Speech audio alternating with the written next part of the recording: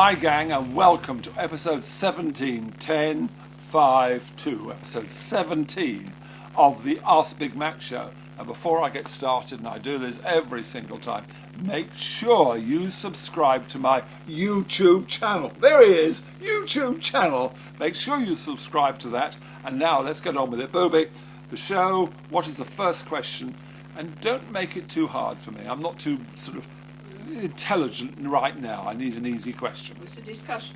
Discussion? Oh, well, that suits me, Booby. We'll have a discussion. Johnny Butler from Twitter asks, is it right horses are drug tested before races? And should punters be told what horse was tested? Well, I say this to you, Johnny. The most important single factor in racing is integrity. If we don't have the public believing in what they're seeing, then we are absolutely finished, because people won't put their money on it, and without betting there's no horse racing apart from private individuals and their own estates. So you've got to think what's happened to athletics now, what's happened to swimming has been under investigation, all the other sports have, in one way or the other, affected by performance-enhancing drugs. So, but more important of all for racing is their integrity and their stamping out of any drug taking that goes on. And of course it's a battle between the dopers and the administrators as new methods are found and how they can detect them and everything like that.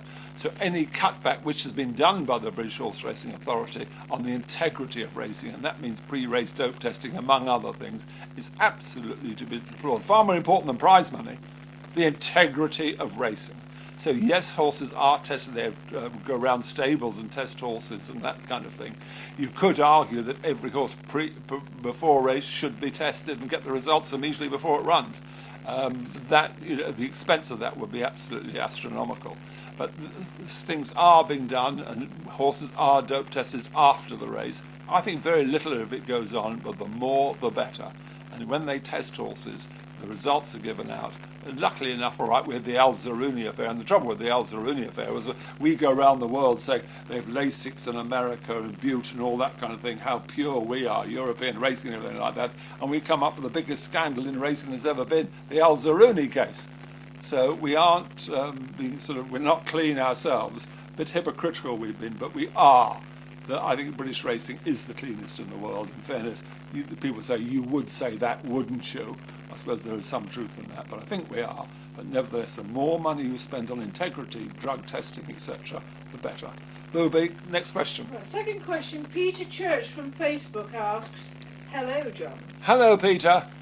What would be your presentation dream to horse racing, and in what format?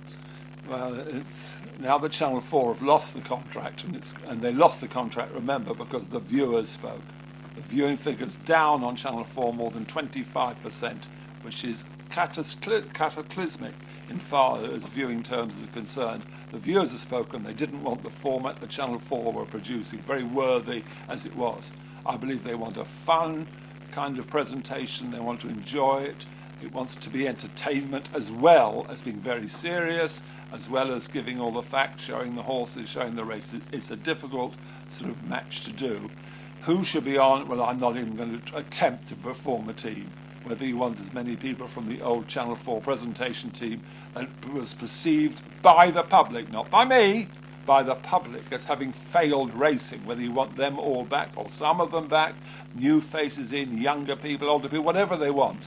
But I have very great faith in ITV, who are a popular channel, know their audience, that they will produce a format that will try and bring back the lost hundreds of thousands that we lost because of the failed Channel 4 coverage over the last 3 years. So trust in ITV. I think they understand what the public really want, and that's what racing really needs.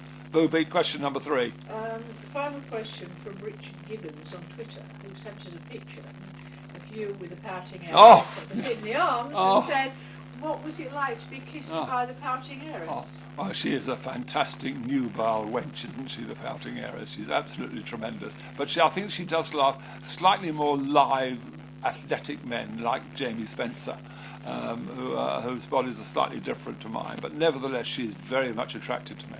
I happen to know that just by the sort of the chemistry between us. So down at the Sydney Arms in Chelsea, we do have a bit of fun, not just because of the drinking, but the Pouting Heiress. She does like to flirt with me. Of course, when the booby's there, I pretend to sort of push her away and all that thing. What goes on round at the back, we keep very quiet. But the Pouting Heiress, great gal, Emma Spencer. We love the Pouting Heiress.